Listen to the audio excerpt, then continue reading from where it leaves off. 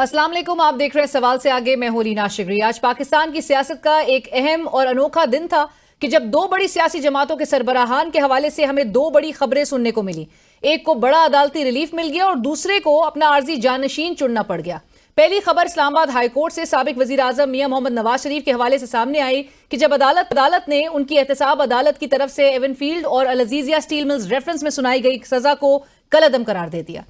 जुलाई 2018 में इस्लामाबाद की एहतसाब अदालत ने एवनफील्ड रेफरेंस में नवाज शरीफ को साल कैद और 8 मिलियन पाउंड जुर्माने की सजा सुनाई थी। इस सजा के खिलाफ नवाज शरीफ साहब ने 2018 में इस्लामाबाद हाईकोर्ट से रुजू किया था। ताहम अगले बरस ही इलाज के गर्ज से उनकी लंदन रवानगी के बायस इन अपीलों पर कोई कार्रवाई ना हो सकी। दिसंबर 2020 में नवाज शरीफ साहब की अदम पेशी के बायस इस्लामाबाद हाईकोर्ट ने साबिक वजीर आजम को इश्तिहारी करार देते हुए इन अपीलों को खारिज कर दिया था। नवाज शरीफ साहब की वतन वापसी और उनकी अदालत में सरेंडर करने के बाद 23 अक्टूबर 2023 को एवनफील्ड और Al Azizia steel mills reference case अपीलें इस्लामाबाद हाईकोर्ट ने बहाल कर दी। नवाज शरीफ साहब को एवनफील्ड रेफरेंस अपील में रिलीफ महज 3 समातों के बाद ही मिल गया है। आज की समात का फैसला कुन मोड़ उस वक्त आया कि जब नैब ने अदालत में यह मौक़िफ़ इख्तियार किया कि नवाज शरीफ के खिलाफ रेफरेंसेस दायर करना उनकी मजबूरी थी, क्योंकि सुप्रीम कोर्ट ने इसके अहकाम जारी किए थे। इसके साथ साथ नैब ने रेफरेंस में नवाज शरीफ की ट्रायल कोर्ट से बरियत के खिलाफ दायर की गई अपनी अपील भी वापस ले ली। अदालती फैसले के बाद नवाज शरीफ मुतवक्किल तौर पर खासे खुश दिखाई दिए। अल्लाह ताला का शुक्र है जी, मैंने तो मामलात को अल्लाह पे छोड़ा था, अल्लाह ताला ने आज सुरखुल किया है। ये सब दूसरे केस में क्या एक्सपेक्ट करते हैं? वो भी अल्लाह पे छोड़ा हुआ। नवाज शरीफ साहब की बरियत तो अपनी जगह, मगर इंतखाबात के मुलतवी होने की बाज़गश्त थमने का नाम नहीं ले रही। तज्जियाकार ये दावा कर रहे हैं कि 8 फरवरी को होने वाले इंतखाबात 4 से 6 माह के लिए मुलतवी किए जा सकते हैं। ताहम नून लीग के सदर और साबिक वजीर आजम शहबाज शरीफ साहब ने आज बर वक्त इंतखाबात पर जोर दिया है। इलेक्शन बिल्कुल बर वक्त होने चाहिए। कानून की भी यही मंशा है, जमहूरी तकाज़ों का भी यही मंशा है कि इलेक्शन है और वक्त पर हर सूरत होनी चाहिए। आज की दूसरी बड़ी खबर चेयरमैन पीटीआई के हवाले से थी, जो उनकी पार्टी के बकौल फिलहाल चेयरमैन पीटीआई नहीं रहना चाहते और उन्होंने इंट्रा पार्टी इलेक्शन में हिस्सा न लेने का फैसला किया है। गुज़िश्ता रोज पाकिस्तान तहरीक इंसाफ कैंप से चेयरमैन पीटीआई के अपने ओहदे से दस्तबरदार होने और अपनी जगह बैरिस्टर गौहर खान को इस ओहदे के लिए इज्जत किए जाने की मुतज़ाद खबरें सामने आने के बाद पाकिस्तान तहरीक इंसाफ के रहनुमा सेनेटर अली जफर साहब ने एक प्रेस कॉन्फ्रेंस में इंट्रा पार्टी इलेक्शन की तारीख का ऐलान कर दिया। हमारे पास 2 रास्ते थे, या चैलेंज करें, अदालत उज़्मा जाएं, गैर आईनी और गैर कानूनी इलेक्शन कमीशन फैसले को फारिग कराएं। दूसरा रास्ता ये था, क्योंकि इलेक्शन का वक्त करीब आ रहा है, अपने इंट्रा पार्टी इलेक्शंस करा लें। कल मैंने फिर शाम को जब मीटिंग की लीडरशिप से, तो आज फैसला मैं आपको सुना रहा हूं कि इंट्रा पार्टी इलेक्शंस हम हफ्ते के दिन, इस हफ्ते हम ये इलेक्शंस कराने जा रहे हैं। दिलचस्प बात यह है कि 2 दिसंबर को इंट्रा पार्टी इलेक्शन का ऐलान करते वक्त सेनेटर अली जफर ने इलेक्शन कमीशन की तरफ से इस इंतखाब करवाने के फैसले को गैर आईनी और गैर कानूनी भी करार दिया। इसके बावजूद Pakistan Tehreek Insaf intra party election क्यों करवा रही है और चेयरमैन पीटीआई इस इलेक्शन को कितनी अहमियत दे रहे हैं, इसका अहवाल सेनेटर अली जफर साहब ने कुछ इस तरह बयान किया। उन्होंने कहा कि मैं कोई बहाना नहीं देना चाहता इलेक्शन कमीशन ऑफ पाकिस्तान को कि वो पीटीआई के इलेक्शन में बल्ले का निशान ले लें या इलेक्शन में हिस्सा ना लेने दें या कैंडिडेट्स की नॉमिनेशन जो है उनको रिजेक्ट कर दें। उन्होंने कहा मैं किसी किस्म का ये खतरा मोलना नहीं चाहता, मैं इलेक्शन में हिस्सा लेना चाहता हूं जनरल इलेक्शन में। ये इंट्रा पार्टी इलेक्शन जो है मेरे लिए कोई अहमियत नहीं रखता। और फिर इसके बाद वो हुआ जो आज तक पाकिस्तान तहरीक इंसाफ की 27 साल तारीख में नहीं हुआ था, यानी एक बुरी मगर एक नए पार्टी चेयरमैन की नामजदगी का ऐलान। सेनेटर अली जफर के बकौल पार्टी चेयरमैन के लिए बैरिस्टर गौहर खान का नाम इसलिए चुना गया कि वो इस आर्जी तैनाती के लिए मौजू तरीन शख्सियत है।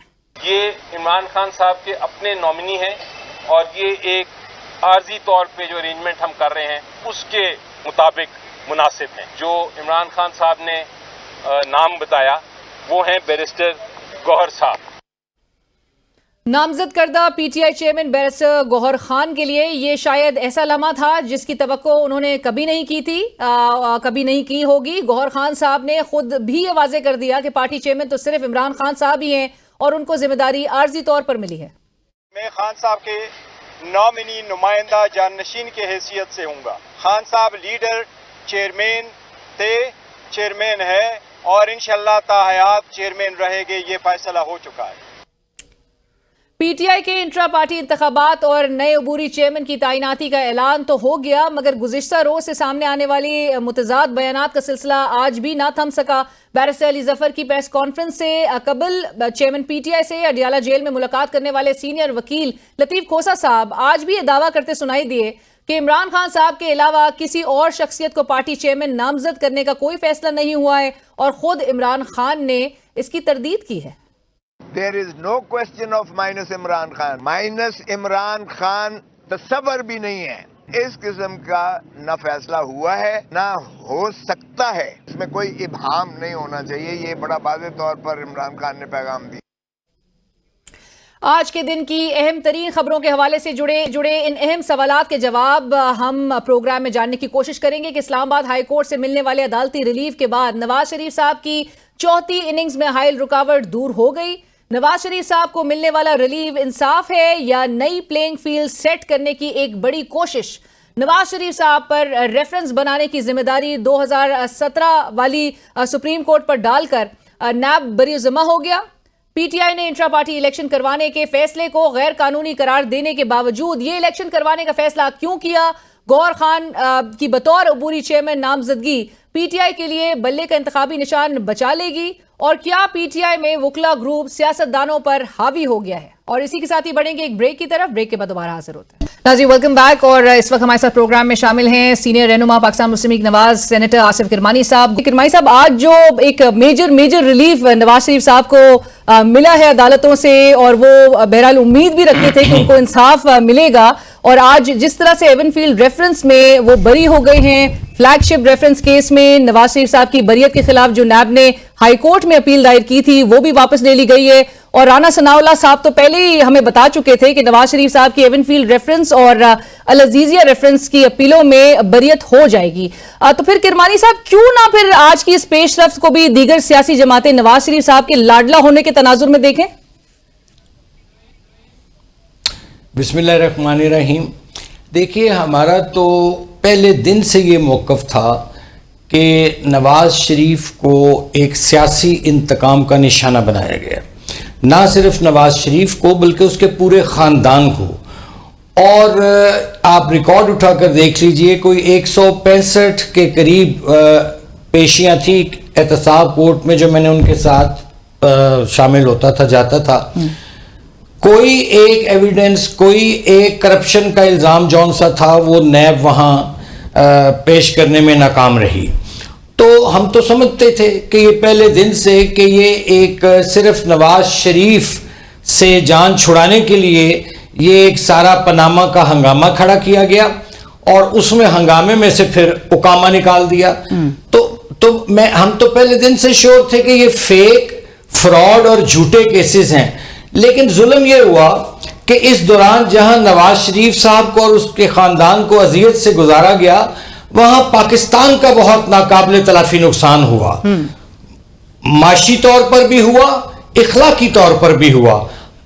अब नवाज शरीफ साहब के आगे ये दो बहुत ह्यूज टास्क हैं, एक मईशत की बहाली का और इखलाकियात की बहाली का। ये गालम गलोच का जो कल्चर कुछ लोग इंट्रोड्यूस कर गए, तो हम अल्लाह का शुक्र अदा करते हैं, खुदा के यहाँ देर है अंधेर नहीं, कि नवाज शरीफ साहब की सच्चाई साबित हुई है। और आज एक बार फिर साबित हुआ कि नवाज शरीफ साहब के खिलाफ ये तमाम मुकदमात सियासी बुनियादों पर और सियासी इंतकाम की बुनियाद पर बनाए गए। लेकिन किरमानी साहब, जो दीगर सियासी जमातें बशमूल वो जमात पाकिस्तान पीपल्स पार्टी की तरफ मेरा इशारा है जो कि आपके साथ साबका हुकूमत में इत्तेहादी थे, वो तो बाकायदा तौर पे अब ये कह रहे हैं कि एस्टैब्लिशमेंट के कंधों को इस्तेमाल करके नवाज शरीफ साहब इक्तदार में आ रहे हैं और वोट को इज्जत दो का जो बयानिया था वो हमेशा के लिए दफन कर दिया गया नवाज शरीफ साहब की जानिब से। देखिए, अगर कोई ऐसी बात कर रहा है तो मैं समझता हूं कि ये एक शिकस्त खुर्दा जहनियत की अलामत है। हालांकि पीडीएम की गवर्नमेंट में पीपल्स पार्टी के हमारे दोस्त थी, बिलखसूस बिलावल साहब, वो ये फरमाते रहे और बड़ी तारीफ करते थे शहबाज शरीफ की, और शहबाज स्पीड कहते थे कि काश ये शहबाज स्पीड सिंध में भी हो, कराची में। अब ये जो पॉलिटिक्स है ना, जो पावर पॉलिटिक्स, ये बड़ी एक अजीब ही चीज है जी। और जब आपकी कोई कारकर्दगी नहीं होती तो फिर अब जाती हमलों पे उतर आते हैं। तो सियासत में ये चलता रहता है, हमने पहले भी फेस किया है, अब भी फेस करेंगे।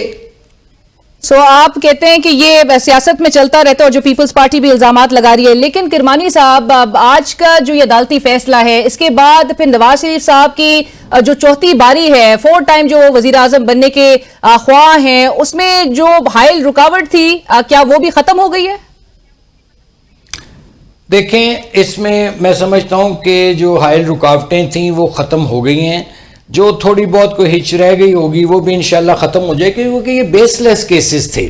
जहां तक आपने फरमाया कि वज़ीर आज़म बनने की बात है, कि देखें इस पर बात करना कबल अज़ वक्त है। हाँ, इलेक्शंस की सूरत में जो भी पार्टी जिसको भी अवाम अक्सरियत देंगे, अगर वो PMLN को अवाम नवाज शरीफ को वोट देते हैं उनकी माजी की कारकर्दगी देखकर, जब दहशत गर्दी का खात्मा किया नवाज शरीफ ने, लोड शेडिंग खत्म की, इंफ्रास्ट्रक्चर डेवलप किया, CPEC लाए, तो ये सारी उनकी कारकर्दगी थी। महंगाई जौन सी थी कंट्रोल में थी, 4 रुपए की रोटी थी, बिजली के बिल, बच्चों की तालीम, तो ये सारी नवाज शरीफ की माजी की 2013 से 17 तक की कारकर्दगी थी।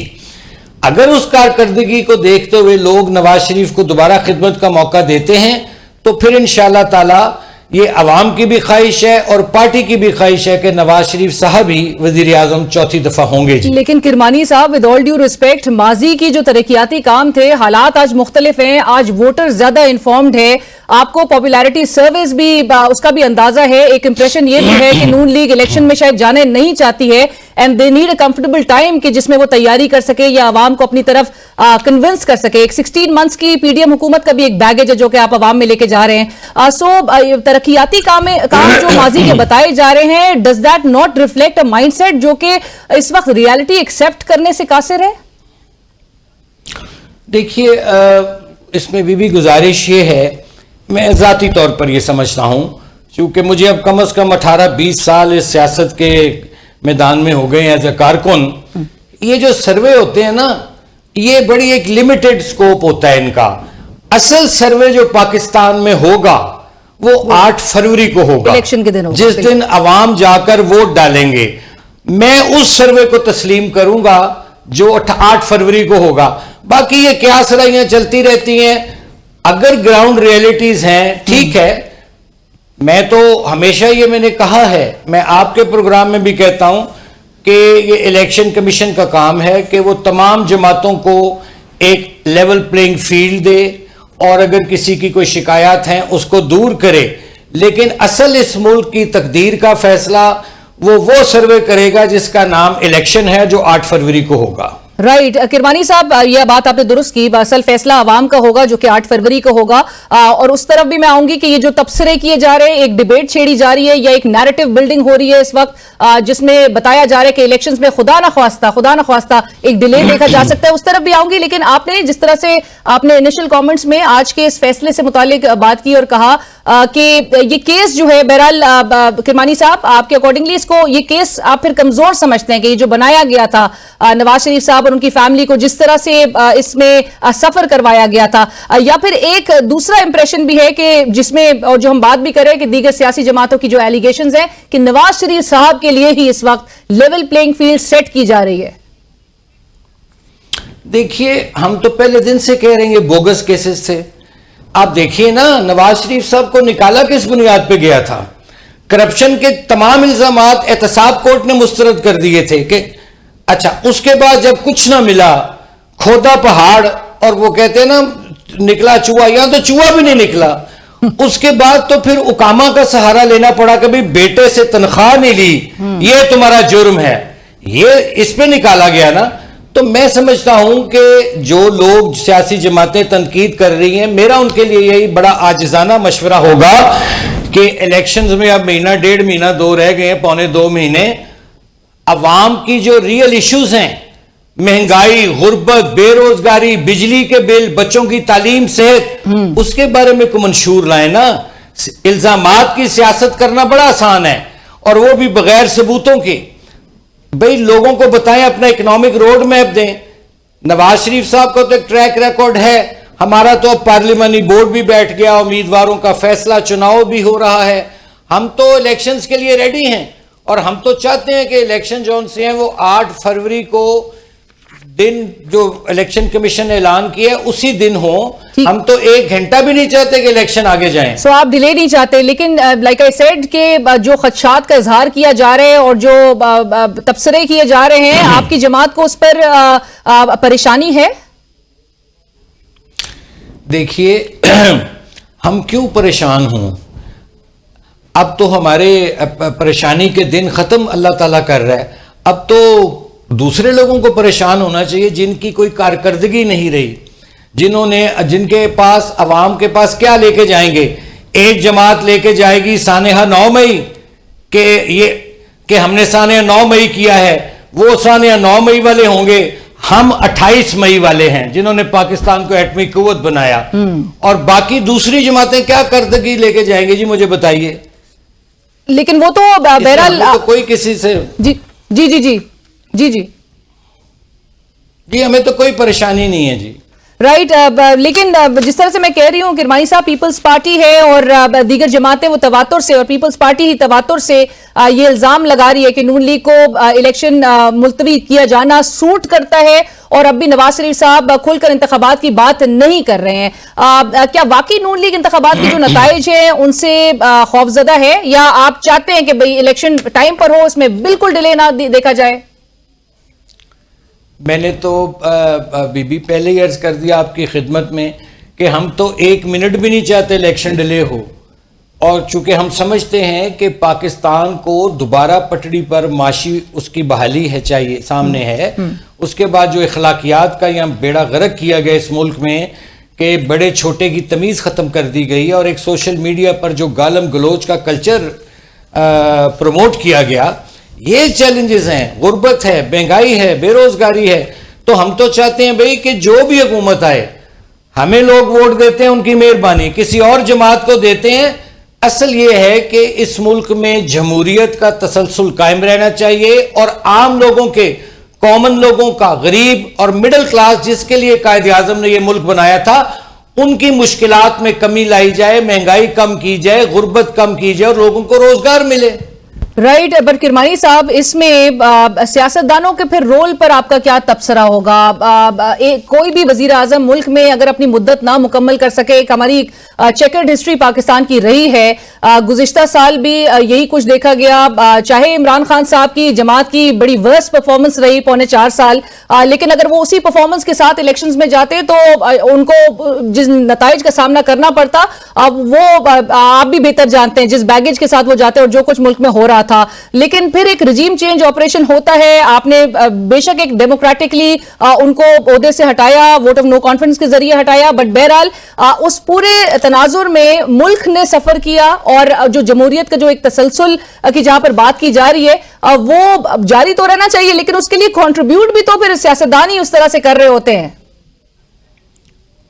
देखिए जो भी माजी में हुआ, बल्कि जब से मैं कहता हूं कि कायद आज़म मोहम्मद अली जिन्ना की रहलत के बाद से यहाँ एक पावर पॉलिटिक्स शुरू हुई, और उसके बाद आहिस्ता आहिस्ता आहिस्ता आप देखिए कि वो जो सियासत की कुछ कदरें होती थीं, सियासत की कुछ वैल्यूज़ थीं, नॉर्म्स थीं, वो आहिस्ता आहिस्ता ख़त्म होते गए, और आज ये हाल है कि सियासत गालम गलोच बन के रह गई। इसलिए मैं समझता हूँ कि माजी के तल्ख तजुर्बात को सामने रखते हुए it's high time now that all stakeholders, including the politicians, including the establishment, including the judiciary, के सब लोग जो से हैं वो अपनी सेल्फ अकाउंटेबिलिटी भी करें। इसीलिए नवाज शरीफ साहब ने कहा कि एक ट्रूथ कमीशन होना चाहिए, जिसका ये हरगिज काम ना हो कि वो लोगों को सजाएं दे, लेकिन कम से कम एक ऐसी दीवार तो हो, एक ऐसा गोशा तो हो जहां से आके लोग कहें कि हाँ भाई, मैं कहूं हाँ मेरे से ये गलती हुई है और मैं आइंदा नहीं करूंगा। यही रास्ता है पाकिस्तान को आगे ले जाने का कि पहले सच बोलें, अपनी गलतियों का एतराफ करें। और किरमानी साहब, ये तो आपने जिस कतगलामी की माफी, लेकिन आपने कहा जिस तरह से नवाज शरीफ साहब भी कह रहे हैं ट्रूथ कमीशन हो, आप ही की जमात के शाहिद खाकान अब्बासी साहब कहते हैं ट्रूथ कमीशन बना दे, बहुत बड़ी बात है, रिकंसिलिएशन की बात नहीं करते। नहीं, देखिए, जब ट्रूथ कमीशन बन जाएगा तो it's another form of reconciliation.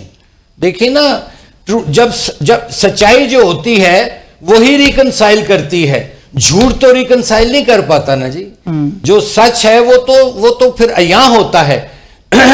इसलिए हम कहते हैं कि ट्रूथ कमीशन होना चाहिए। और मैंने तो पहले अर्ज किया कि तमाम stake holders, it's high time now to sit together. बिल्कुल, पावर स्ट्रक्चर के तमाम stake holders. Absolutely, but Kirmani साहब, ऐसे में people's party again has taken the lead और वो एक चार्ट ऑफ डेमोक्रेसी, एक रिन्यूड चार्ट ऑफ डेमोक्रेसी की बात कर रहे हैं, जिसमें जो है वो स्टेक होल्डर्स के साथ, और वो कहते हैं कि जी रिस्पॉन्सिबिलिटीज और जो जिम्मेदारियां हैं, जो पॉलिसीज हैं, उसका तसलसल, आपने भी जिस तरह से कहा कि जमहूरी तसलसल कायम रहना चाहिए मुल्क में, आप भी समझते हैं कि एक renewed charter of democracy, chart of economy होना चाहिए एट दिस पॉइंट? मैंने तो अर्ज किया कि पहले भी मैंने आपकी खिदमत में कि एक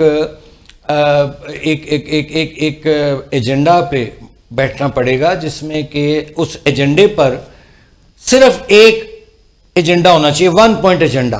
वो है गरीब और मिडिल क्लास का एजेंडा, अशराफिया का एजेंडा नहीं। जिन लोगों के लिए मुल्क बना के हमने उनका क्वालिटी ऑफ लाइफ कैसे बेहतर करनी है, उनकी जो मुश्किलात हैं उसमें कैसे कमी लानी है, उनकी जिंदगियों में बेहतरी कैसे लानी है, इस पर डेफिनेटली मैं तो कहता हूं तमाम स्टेक होल्डर्स बैठे।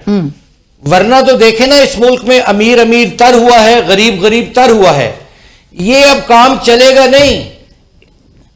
इसलिए तमाम सियासी जमातों, मैं बशमूल अपनी जमात को, अपने को हाजिर करता हूं कि हमें बैठकर अब ये फैसला करना होगा तमाम स्टेक होल्डर्स के साथ, तमाम सियासी जमातों के साथ, कि इस मुल्क को आगे ले जाना है या एक गोल दायरे में ही हमेशा सफर करते रहना है। और आप कहते हैं कि वो बशमूल सारी जमातें, इंक्लूडिंग पाकिस्तान तहरीक इंसाफ, जिसके हवाले से आपका कहना है कि जो मुल्क में गालम गलौज का जो कल्चर प्रमोट किया गया जिस जमात की जानिब से, वो जमात को भी शामिल होना चाहिए।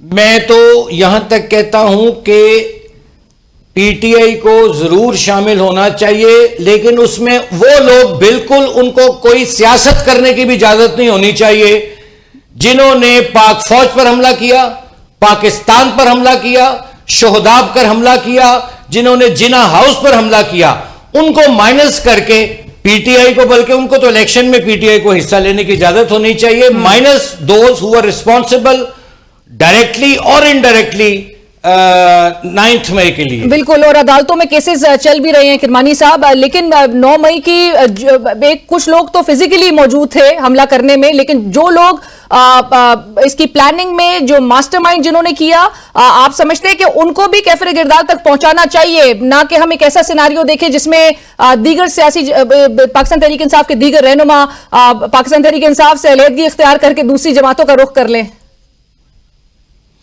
मैं तो टू बी वेरी ऑनेस्ट, मैं तो इस किस्म की सियासत के बिल्कुल खिलाफ हूं कि ये जो ड्राई क्लीनिंग की खुल जाती हैं गली गली दुकानें, आउटलेट्स, जो भी मुलव्विस है, I am very clear about it, जो भी सानेहा 9 मई में बराह रास्त डायरेक्टली और इनडायरेक्टली मुलव्विस है, उसके लिए किसी किस्म की रद्दो रियायत मुझे मंजूर नहीं। कोई रियायत मेरे लिए पहले और आखिर पाकिस्तान है। बेशक, बिल्कुल, ये मेरे ख्याल से आप एक आम पाकिस्तानी के सेंटिमेंट्स का इजहार कर रहे हैं।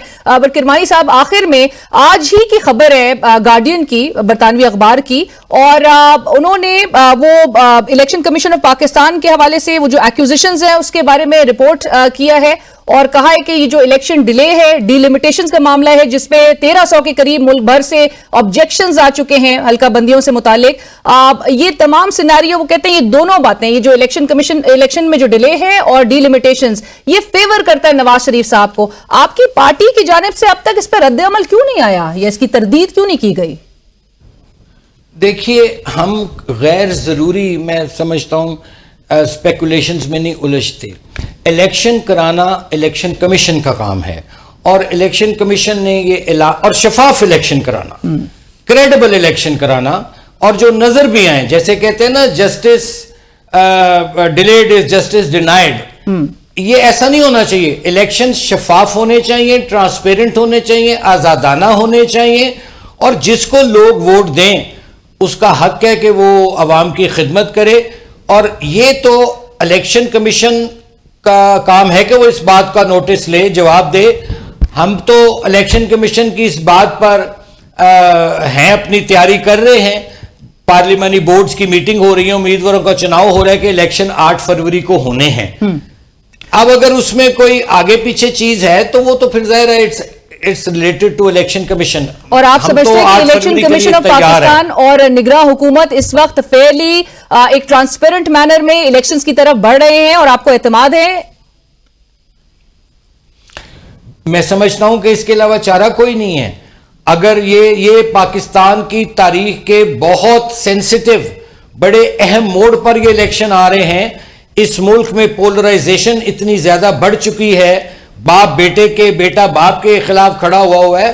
तो इन सर्कमस्टेंसेस में ये और ज्यादा जिम्मेदारी बन जाती है इलेक्शन कमीशन की और केयर टेकर्स की कि दे इंश्योर दैट 100% फेयर इलेक्शंस होंगे जी। बट किरमानी साहब, आपने वैसे ये जो बाप बेटे के खिलाफ और बेटा बाप के खिलाफ का जिक्र किया है, आपकी पार्टी वैसे भरपूर इस सिनेरियो को एंजॉय करती हुई दिखाई दे रही है। ऑल्दो के Pakistan peoples party has clarified कि there is no friction between Zardari साहब एंड बिलावल भुट्टो साहब। कोई फ्रिक्शन नहीं है उनके दरमियान, कोई इख्तिलाफात नहीं है।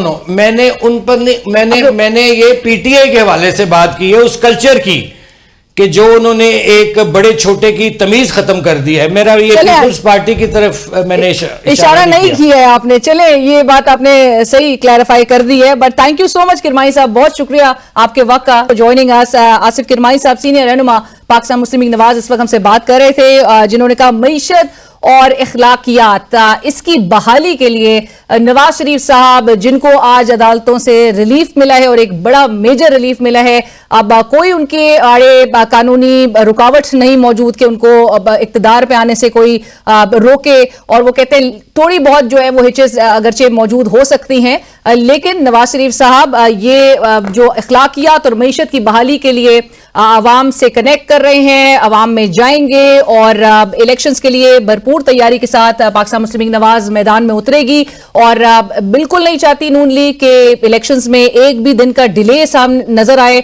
और इलेक्शंस के लिए तैयार हैं, नताइज से कोई खौफजदा नहीं है। और इलेक्शन डिले और डिलिमिटेशन से मुतालिक जो गार्डियन की खबर थी, जिस पर उन्होंने कहा हम गैर जरूरी रद्द-ए-अमल नहीं देना चाहते, इलेक्शन कमीशन ऑफ पाकिस्तान को चूंकि अक्यूज किया गया है इस खबर में, इलेक्शन कमीशन ऑफ पाकिस्तान ही इस पर जवाब दे। बोगस केसेस हैं, वो कहते हैं नवाज शरीफ साहब पर जो बनाए गए, और उनका अंजाम अब हमें इस तरह से नजर आता है कि नवाज शरीफ साहब को रिलीफ मिलने का सिलसिला आप 2 समातों में ही बहरहाल नजर आ गया। इसी के साथ ही बढ़ेंगे एक ब्रेक की तरफ, लेकिन ब्रेक के बाद जब हम वापस आएंगे तो आज पाकिस्तान की तारीख में ये पहली बार होने जा रहा है कि एक सियासी जमात वो एक निगरान सेटअप के अंडर काम करेगी। पाकिस्तान तहरीक इंसाफ जो कि इंट्रा पार्टी पोल्स करवा रही है दिसंबर की 2 तारीख को इस हफ्ते के रोज, और इंट्रा पार्टी पोल्स के हवाले से जो फैसला आया था गुज़िश्ता हफ्ते इलेक्शन कमीशन ऑफ पाकिस्तान का, वो पाकिस्तान तहरीक इंसाफ ने कहा अगरचे उनके रिजर्वेशन है इस बात पर कि वो ऑर्डर जो है इलेक्शन कमीशन ऑफ पाकिस्तान का गैर कानूनी और गैर आईनी था, लेकिन बावजूद उसके वो इलेक्शंस की तरफ जा रहे हैं। इमरान खान साहब इंट्रा पार्टी पोल्स के हवाले से उसको ज्यादा अहम नहीं समझते, उनके लिए आम इंतखाबात ज्यादा जरूरी हैं, लिहाजा उन्होंने क्या डिसीजंस लिए डिस्कस करेंगे एक ब्रेक के बाद। नाज़रीन, वेलकम बैक आफ्टर ब्रेक। और ब्रेक के बाद हम बात करेंगे पाकिस्तान तहरीक इंसाफ ने इंट्रा पार्टी पोल्स करवाने का फैसला किया है। 2 दिसंबर को ये इंट्रा पार्टी पोल्स करवाए जाएंगे और गौहर खान साहब को नॉमिनेट किया गया है एज इंटरिम चेयरमैन पीटीआई, यानी कि एक बकौल अली जफर साहब की एक स्टॉप गैप अरेंजमेंट है, एक टेम्पररी अरेंजमेंट है। इस पर गुफ्तगू करेंगे, हमें ज्वाइन करें स्पोक्समैन टू इमरान खान साहब ऑन लीगल अफेयर्स जनाब नईम हैदर पंजूटा साहब। नईम साहब अस्सलाम वालेकुम। वालेकुम अस्सलाम। नईम साहब थैंक यू, बहुत शुक्रिया हमें ज्वाइन करने के लिए। नईम साहब मुझे ये बताइएगा सबसे पहले तो ये जो आप लोग ने फैसला किया है आज अली जफर साहब ने कन्वे किया पूरी आवाम को कि इलेक्शन आप लोग जो इंट्रा पार्टी इलेक्शन करवाएंगे वो 2 दिसंबर को करवाएंगे। इलेक्शन कमीशन ऑफ पाकिस्तान का फैसला अगरचे आप लोग की रिजर्वेशन है और आप लोग ने उसे गैर कानूनी और गैर आईनी करार दिया था, तो उसको चैलेंज करने का फैसला भी हो गया, फिर क्यों इंट्रा पार्टी इलेक्शंस की तरफ पाकिस्तान तहरीक इंसाफ जा रही है? बिल्कुल भी चैलेंज करने का फैसला जो है वो हो गया था। आज भी इसके ऊपर खान साहब ने कहा कि वो चैलेंज करना है और इंशाल्लाह चैलेंज करेंगे। लेकिन इसके अंदर मामला ये है कि इंटर पार्टी इलेक्शन की तरफ इसलिए जा रहे हैं क्योंकि 20 दिन का टाइम दिया था इलेक्शन कमीशन ने कि 20 दिन के अंदर इंटर पार्टी इलेक्शन करवाएं। अब इलेक्शन कमीशन की जो बदनीति थी उसको मद्देनजर रखते हुए और आगे जो रवैया है अदालतों का कि हमारी दरख्वास्त जाती है तो उसके ऊपर जल्दी डिसीजन नहीं लिया जाता, पहले फिक्स नहीं होती, फिक्स हो जाए तो समातें मुलतवी होती रहती हैं, फिर फैसले महफूज कर लिए जाते हैं, फिर फैसले महफूज कराए नहीं जाते। तो इस सिलसिले से बचने के लिए कि वो लंबा ना हो जाए और यहाँ पर क्योंकि मामला सेंसिटिव है, ऊपर इलेक्शन की डेट जो है वो नजदीक है, तो इसलिए फिर ये फैसला किया गया कि इंटर पार्टी इलेक्शन करवाए जाएं। अब जो चैलेंज करने का वाला है वो बिल्कुल साथ चैलेंज भी किया जाएगा और इंटर पार्टी इलेक्शन भी करवाया जाएगा। अच्छा, लेकिन मुझे नईम साहब ये भी बताइए, चैलेंज भी किया जाएगा और इंट्रा पार्टी पोल्स भी करवाए जाएंगे, और इमरान खान साहब के हवाले से आज अली जफर साहब कहते कि वो इतनी अहमियत नहीं देते इंट्रा पार्टी पोल्स को, उनके लिए अहमियत के हामिल आम इंतखाबात हैं जिसको वो कॉन्टेस्ट करना चाहते हैं और उससे पहले वो कोई मौका नहीं देना चाह रहे किसी भी इदारे को कि कोई आप लोग के लिए ऐसे कोई इकदामात आप लोग को फेस करने पड़े जिसकी वजह से आप या पार्टी सिंबल ना रिटेन कर सकें या कोई ऐसी ऑब्स्टिकल का सामना करें। बट मुझे नईम साहब ये भी बताइए, दो ग्रुप्स के हवाले से बड़ी खबरें गर्दिश कर रही हैं, एक तासुर पैदा किया जा रहा है कि पाकिस्तान तहरीक इंसाफ के दरमियान जो है वो दो ग्रुप्स एक्टिव हो चुके हैं। एक ग्रुप है जो कि वुकला ग्रुप है और वो चाहता है कि गौर खान साहब की क़यादत में ये मामलात आगे बढ़े, पार्टी फंक्शन करे, और दूसरा ग्रुप है जो कि किसी सियासी शख्सियत को इस ओहदे पर देखना चाहता था। इन बातों में कितनी सदाकत है आपके ख्याल में? देखिए, इस तरह की कोई जो है वो कंट्रोवर्सी नहीं है। पहली बात तो क्लियर करता जाऊं कि पीटीआई या लीगल टीम एक पेज के ऊपर है। पहले पाकिस्तान तहरीक इंसाफ है, बाद में लीगल टीम है। नंबर 1, पीटीआई के साथ लीगल टीम ने, खान साहब ने बुनियाद रखी पाकिस्तान तहरीक इंसाफ की, और उसके साथ साथ फिर जुड़ते जुड़ते लोग इंसाफ लॉयर फोरम भी बना, या जो लीगल टीम जिन्होंने केसेस जो है वो रिप्रेजेंट, आज केसेस तो बने हैं ना, पहले तो ये लीगल टीम नहीं थी, पहले तो सिर्फ ILF ही थी। चंद केसेस होते थे जो अली जफर साहब हों या बाबर साहब हों या वलीद साहब या कोई तो 2-4 और लोग हैं। अब क्योंकि केसेस इतने बने हैं तो उसमें इजाफा हुआ और ओवरऑल फिर खान साहब को स्पोक्स पर्सन भी, फोकल पर्सन भी और सारी चीजें वो लीगल हवाले से लगानी पड़ गई। दूसरे नंबर पर सूरत हाल ये है कि पार्टी की अगर लीडरशिप को उस तरह से अगवा ना किया जाता जो इस वक्त क्रैकडाउन और सारा सिलसिला है, तो डेफिनेटली हर जगह के ऊपर पीटीआई जो है वो जमात जो है वो ज्यादा आगे होती। लेकिन ये जो तासुर और ये जो बातें हैं नईम साहब, कतई कलामी की माफी, लेकिन ये इस वजह से हो रही है क्योंकि गौर खान साहब का नाम सामने आया है और वो एक वकील है। नहीं, देखें, आज भी बात हुई तो खान साहब के सामने ये बातें बिल्कुल डिस्कस की गई थी। हमने कभी भी ये जो है, कल क्योंकि हमारी मुलाकात नहीं हुई थी, आज मुलाकात हुई और खान साहब से बात हुई तो उन्होंने सारी चीजें रखी कि लीगल क्या क्या है मामला, जिसमें डिस्क्वालिफिकेशन वाला मामला भी उनके सामने डिस्कस रखा गया। लेकिन इशू जो है, आई थिंक सो, जो खान साहब ने समझा, जो कल वो प्रेस कॉन्फ्रेंस बाहर हुई और उसके बाद फिर ऑफिशियल पेज से तरदीद हुई और जो सारी यूट्यूबर्स और सारा वो पूरे मुल्क के अंदर एक ऐसी सूरत हाल बन गई पीटीआई के हवाले से, तो उसके बाद मैं ये समझ रहा हूं कि खान साहब, क्योंकि वो सुबह उन्होंने डॉन के अंदर जो है वो सारी चीजें पढ़ी, तो क्योंकि मामला जो है इस्लामाबाद हाई कोर्ट में उनका बहुत अहम मामला जो है वो वहां पर पेंडिंग है, जो डिस्क्वालिफिकेशन के रिलेटेड है, जो कल है, जिसकी वजह से आज जब मुलाकात हुई तो उन्होंने कहा कि इसके ऊपर कहें कि चेयरमैन जो है मैं रहूं, क्योंकि आपको पता है कि आमिर फारूक साहब के पास जो केसेस जाते हैं, अगर उन्हें पहले ही कह दिया जाए कि इमरान खान साहब जो हैं वो जो है वो बिल्कुल नहीं चेयरमैन होंगे, तो फिर तो उन्होंने हमारे मामला लटका ही देने। तो उस चीज को सामने रखते हुए खान साहब ने ये हमें हिदायत की कि आप बाहर जाकर बताएं, क्योंकि अली जफर साहब से एक दिन पहले मुलाकात हुई थी उनकी, तो उनके साथ उनकी जो है इस हवाले से कन्वर्सेशन हुई थी, तो उन्होंने फिर आज आकर उस कन्वर्सेशन को आगे बढ़ाते हुए आज प्रेस कॉन्फ्रेंस की है।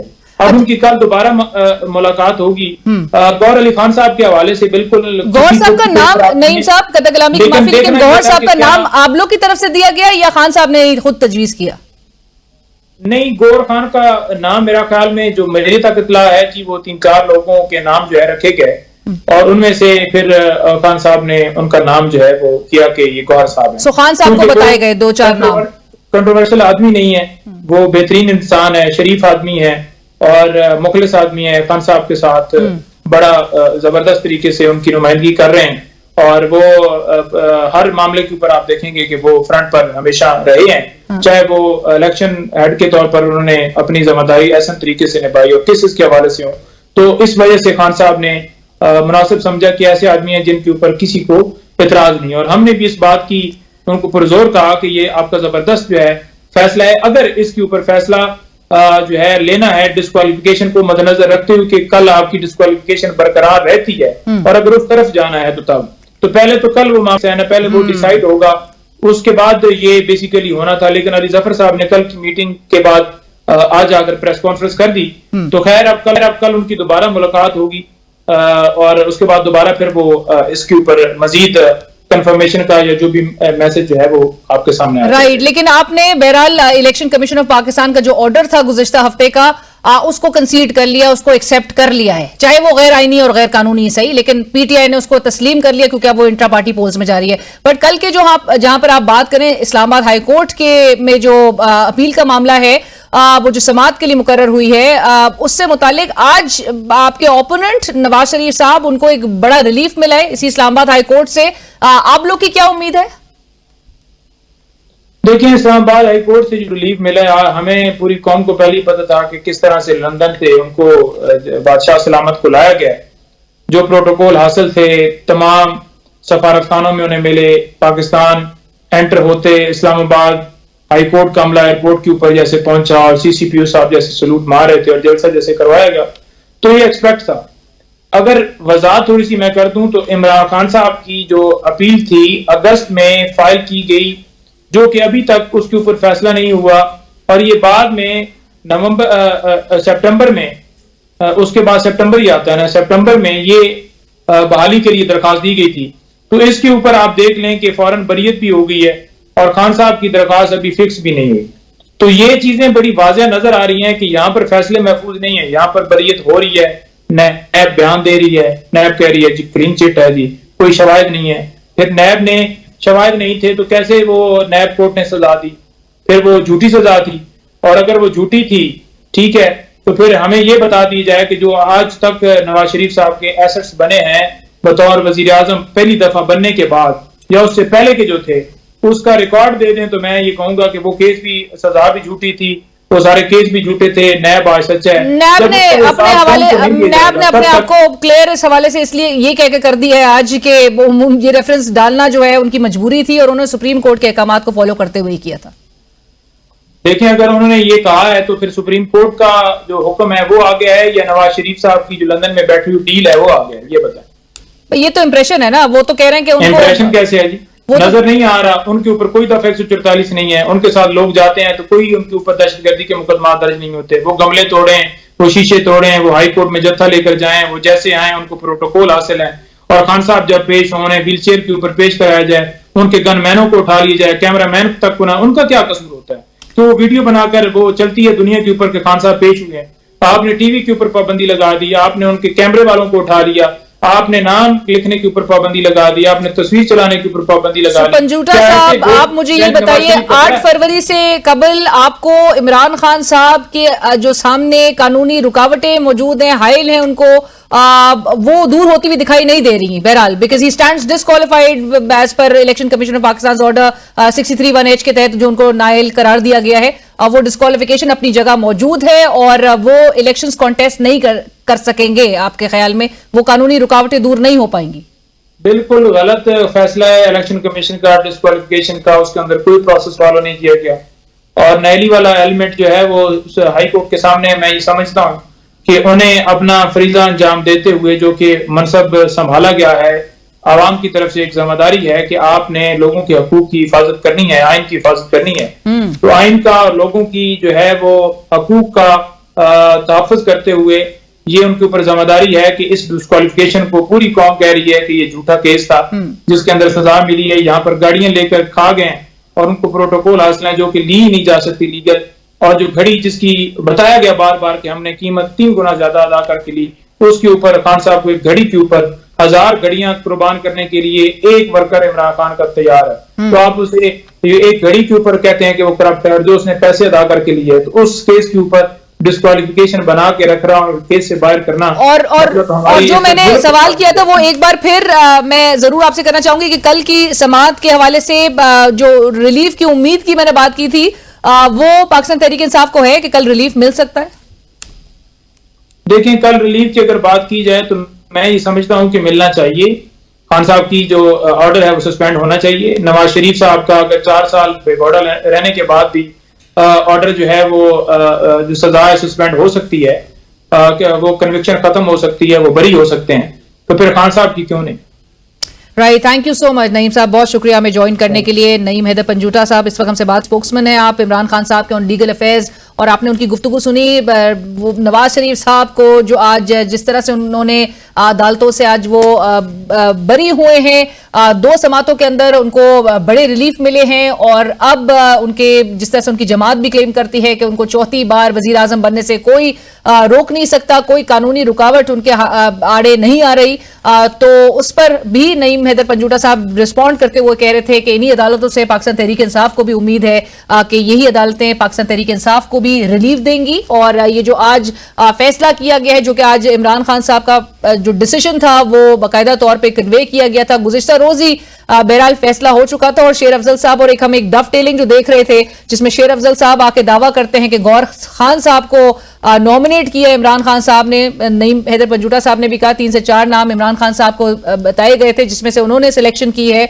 और गौर खान साहब से मुतालिक ही जब शेर अफजल साहब ने गुज़िश्ता रोज दावा किया, उसके बाद पाकिस्तान तहरीक इंसाफ ने अपने बतौर एक ऑफिशियल ट्विटर अकाउंट से उन्होंने प्रेस रिलीज के जरिए इस बात की तरदीद की कि फैसला अब तक नहीं हुआ है, लेकिन बाद में शेर अफजल साहब ने भी उसको आके उस पर हैरानगी का इजहार किया था कि क्यों मौक़िफ़ जो है उसमें एक तजाद नजर आ रहा है पाकिस्तान तहरीक इंसाफ के। उसके बाद लतीफ़ खोसा साहब ने भी इंटरेस्टिंगली आज ही के दिन जिस तरह से हमने बात की कि उन्होंने भी ये दावा किया कि इमरान खान साहब ही मौजूदा पाकिस्तान तहरीक इंसाफ के चेयरमैन रहेंगे पाकिस्तान तहरीक इंसाफ के, लेकिन आज अली जफर साहब ने भी उसको इस बात से ही इंडोर्स किया कि लतीफ खोसा साहब शायद हकीकी चेयरमैन के तौर पे वो बात कर रहे हों कि पाकिस्तान तहरीक इंसाफ के चेयरमैन तो बहरहाल इमरान खान साहब नहीं रहना है, लेकिन ये एक स्टॉप गैप एक अरेंजमेंट है, एक टेम्पररी अरेंजमेंट है जिसमें गौर खान साहब को नॉमिनेट किया गया है पीटीआई चेयरमैन के तौर पर। बहरहाल 2 दिसंबर को ये इंट्रा पार्टी पोल्स करवाने जा रही है पाकिस्तान तहरीक इंसाफ, और इलेक्शन कमीशन ऑफ पाकिस्तान का जो गुज़िश्ता हफ्ते का फैसला था, जो ऑर्डर था, उसको जरूर एक्सेप्ट किया गया है पाकिस्तान तहरीक इंसाफ की जानिब से जब भी उन्होंने एक डिसीजन लिया है। प्रोग्राम की टीम अलीना शिगरी को इजाजत दीजिए, अल्लाह हाफिज।